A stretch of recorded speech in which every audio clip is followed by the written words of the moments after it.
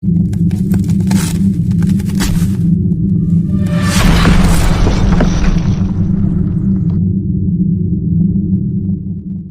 दोस्तों, स्वागत है एक बार फिर आपका एसबीसी न्यूज चैनल पर। आज 8 फरवरी और सोमवार का दिन है। देश और दुनिया की फटाफट बड़ी खबरों में आपका स्वागत है। तो चलिए खबरों को विस्तार से जानते हैं। इसी के साथ में पहली बड़ी खबर उमा भारती को लेकर है, जो बीजेपी की मध्य प्रदेश की पूर्व मुख्यमंत्री और बीजेपी मंत्री, जहां उन्होंने अपनी ही पार्टी के ऊपर निशाना साधते हुए कहा कि मैंने पावर प्रोजेक्ट के लिए मना किया था। उत्तराखंड के चमोली ग्लेशियर टूटने से बड़ी तबाही सामने आई। इस हादसे में 150 लोगों के मारे जाने की आशंका है, जबकि 150 से अधिक लोग लापता है। मौके पर सेना की टीम लगातार रेस्क्यू कर रही है। इस घटना को लेकर मध्य प्रदेश की पूर्व सीएम और बीजेपी नेत्री उमा भारती ने बीजेपी सरकार को निशाने पर लिया। उमा भारती ने ट्वीट कर कहा कि जोशीमठ से 24 किलोमीटर पैंग गांव जिला चमोली उत्तराखंड के ऊपर का ग्लेशियर फिसलने से ऋषि गंगा पर बना हुआ पावर प्रोजेक्ट जोर से टूटा और एक तबाही लेकर आगे बढ़ा है। उमा भारती ने आगे ये भी कहा कि मैं 1-2 दिन पहले उत्तरकाशी में थी और कल हरिद्वार पहुंची। हरिद्वार में भी अलर्ट जारी हो गया है, यानी कि तबाही हरिद्वार आ सकती है। उमा भारती ने कहा था कि इस संबंध में जब मैं मंत्री थी तब अपने मंत्रालय की तरफ से हिमालय उत्तराखंड के बांधों के बारे में जो एफिडेविट दिया था, उसमें यही आग्रह किया था कि हिमालय एक बहुत संवेदनशील स्थान है, इसलिए गंगा और उसके मुख्य सहायक नदियों पर पावर प्रोजेक्ट नहीं बनने चाहिए। और इसी के साथ में दूसरी बड़ी खबर की बात करें तो दूसरी बड़ी खबर किसान आंदोलन को लेकर है, जहाँ एक बार फिर राकेश टिकैत ने बड़ा बयान दिया। राकेश टिकैत ने कहा कि कृषि कानून वापस नहीं हुए तो अनाज तिजोरियों में रखने का सामान बन जाएगा। केंद्र के 3 कृषि कानूनों के खिलाफ रविवार को हरियाणा के भिवानी जिले के कितलाना में आयोजित कृषक रैली को संबोधित करते हुए किसान नेता राकेश टिकैत ने कहा कि कानून वापस नहीं होने पर अनाज तिजोरियों में रखने वाला सामान बन जाएगा। संयुक्त किसान मोर्चा के नेतृत्व में आयोजित किसान रैली में किसानों से संगठित रहने की अपील करते हुए कहा कि उन्हें और ज्यादा सचेत रहने की जरूरत है, क्योंकि भाजपा के कुछ नेताओं ने उन्हें सिख और गैर सिख में बांटने की कोशिश की। राकेश टिकैत ने कहा कि ये लोग अपने मंसूबे में कामयाब नहीं हो पाए और उल्टा हरियाणा और पंजाब के लोग अब संगठित हो गए। उन्होंने इन कानूनों को वापस लेने की मांग करते हुए कहा कि सरकार न्यूनतम समर्थन मूल्य पर कानून बनाए। उन्होंने कहा कि यदि कृषि कानून वापस नहीं होते तो अनाज तिजोरियों में रखने का सामान बन जाएगा।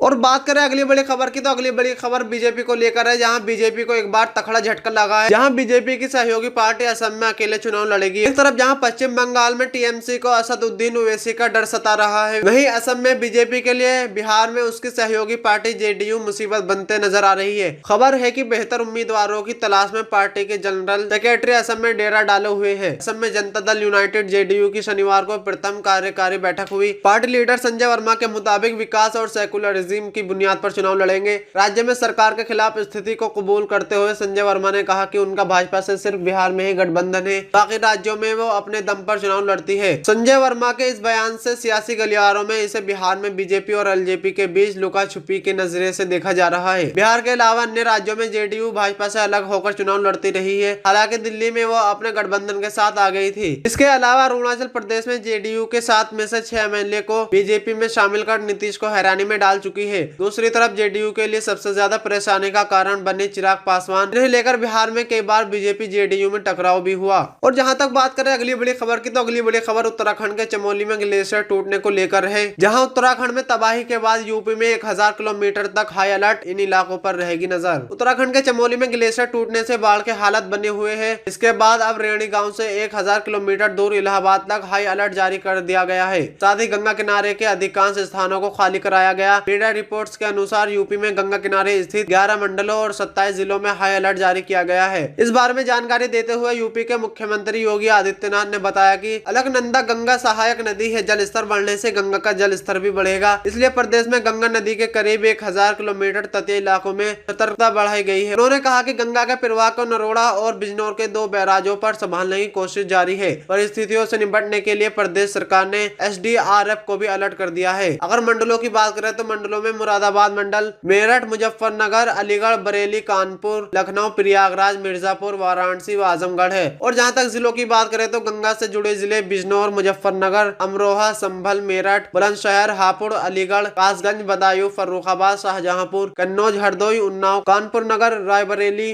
फतेहपुर, प्रतापगढ़, कौशाम्बी, प्रयागराज, भदोही, मिर्जापुर, वाराणसी, गाजीपुर, बलिया व चंदौली है। अगली बड़ी खबर असदुद्दीन ओवैसी को लेकर है, जहां ओवैसी ने बोला मोदी सरकार पर हमला, कहा चीन को रोकने के लिए लद्दाख में लगाए कीले। ऑल इंडिया मजलिस इत्तेहादुल मुस्लिमीन AIMIM के प्रमुख असदुद्दीन ओवैसी ने प्रधानमंत्री नरेंद्र मोदी केंद्र सरकार पर हमला बोलते हुए कहा कि प्रदर्शनकारी किसानों को रोकने के लिए दिल्ली में राजमार्ग को खोदने और कीले लगाने के बदले सरकार को यही कदम चीन की आक्रामकता को रोकने के लिए लद्दाख में उठाना चाहिए था। ओवैसी ने प्रधानमंत्री नरेंद्र मोदी से अपील की है कि किसानों की मन की बात को सुने। आपकी जानकारी के लिए बता दें कि असदुद्दीन ओवैसी गुजरात में निकाय चुनाव के लिए रैली को संबोधित कर रहे थे। उन्होंने रैली में कहा, अगर आपने लद्दाख में कीले लगाई होती तो चीनी सैनिक भारत में नहीं घुस पाते। आपने लद्दाख में कीले नहीं लगाई, जहां भारतीय सेना के 18 जवान शहीद हो गए। ओवैसी ने आगे आरोप लगाया कि 3 कृषि कानून भारत के संविधान के खिलाफ है, क्योंकि कृषि राज्य का विषय है, इसलिए ऐसे में केंद्र का राज्य के विषय में कानून बनाने का कोई अधिकार नहीं। और इसी के साथ में अगली बड़ी खबर उत्तराखंड के ग्लेशियर को लेकर है, जहां तबाही का जायजा लेने जाएगी वैज्ञानिकों की टीमें। जोशीमठ का दौरा करेंगे DRDO एक्सपर्ट। उत्तराखंड में तबाही का जायजा लेने आज वैज्ञानिकों की 2 टीमें जोशीमठ और तपोवन का दौरा करेगी। वैज्ञानिकों की इस टीम में ग्लेशियर की जानकारी रखने वाले ग्लेशियोलॉजिस्ट शामिल होंगे। वैज्ञानिकों की ये टीम ग्लेशियर टूटने की वजहों का पता लगाएगी। मिली जानकारी के अनुसार भारतीय भूवैज्ञानिक सर्वेक्षण ने नुकसान और इसके कारणों का विश्लेषण करने के लिए अधिकारियों की एक टीम उत्तराखंड भेजने का फैसला किया। टीम के सदस्यों की संख्या, उनके नाम या उनके द्वारा जाने वाले स्थान अभी तक तय नहीं किए गए। अधिकारियों के अनुसार आज शाम तक इसे अंतिम रूप दिए जाने की संभावना है। बात करें अगली बड़ी खबर की, तो अगली बड़ी खबर संयुक्त राष्ट्र को लेकर है, जहां संयुक्त राष्ट्र ने उत्तराखंड हादसे पर व्यक्त की संवेदना, भारत को हर संभव मदद का दिया भरोसा। संयुक्त राष्ट्र ने रविवार को एक बयान जारी कर उत्तराखंड में हिमस्खलन की चपेट में आने से आई भारी बाढ़ के मद्देनजर भारत को मदद देने की पेशकश की है। संयुक्त राष्ट्र के महासचिव ने कहा कि रविवार को भारत के उत्तराखंड राज्य में ग्लेशियर फटने और बाद में बाढ़ आने के कारण जान माल की हानि और दर्जनों लोगों के लापता होने का उन्हें गहरा दुख है।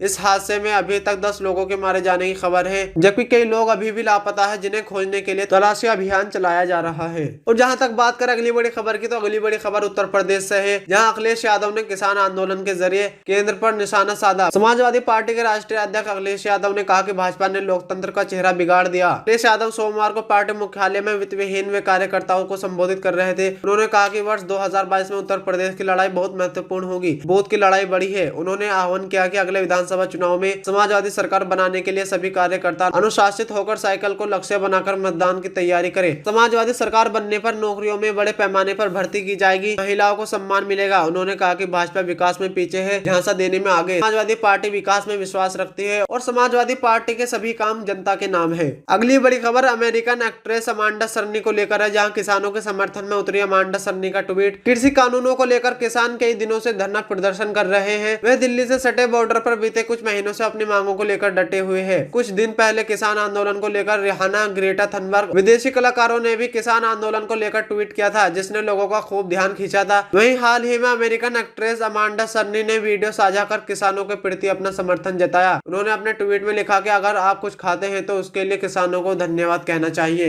और बात करें आखिरी बड़ी खबर की, तो आखिरी बड़ी खबर ब्रिटेन के पीएम को लेकर है, जहां किसी भी तरह की सहायता के लिए उत्तराखंड में भारी तबाही के बाद ब्रिटेन के पीएम ने बढ़ाया मदद का हाथ। उत्तराखंड में ग्लेशियर फटने से आई आपदा को लेकर ब्रिटेन के प्रधानमंत्री बोरिस जॉनसन ने रविवार को भारत के साथ एकजुटता दिखाई। ग्लेशियर फटने से पूरा राज्य विकराल बाढ़ की चपेट में आ गया। आपदा में 10 लोगों की मौत हुई और 170 लोग लापता बताए जा रहे हैं। बोरिस जॉनसन ने अपने ट्वीट में कहा कि मेरी संवेदना ग्लेशियर फटने के बाद आई विकराल बाढ़ का सामना कर रहे भारत के लोगों और उत्तराखंड के बचाव कर्मियों के साथ है। संकट की इस घड़ी में ब्रिटेन भारत के साथ मजबूती से खड़ा है और किसी भी तरह की मदद करने के लिए तैयार है। उत्तराखंड के मुख्यमंत्री त्रिवेंद्र सिंह रावत ने कहा, करीब 125 लोगों के लापता होने का हमारा अनुमान है, ये संख्या अधिक भी हो सकती है। इसी के साथ में आज की बड़ी खबरों का सिलसिला बस यहीं तक। अगर आप हमारे चैनल पर नए हैं तो प्लीज सब्सक्राइब करें और बेल आइकन दबाकर नोटिफिकेशन ऑन कर ले। आप हमारे चैनल पर अंत तक बने रहने के लिए शुक्रिया।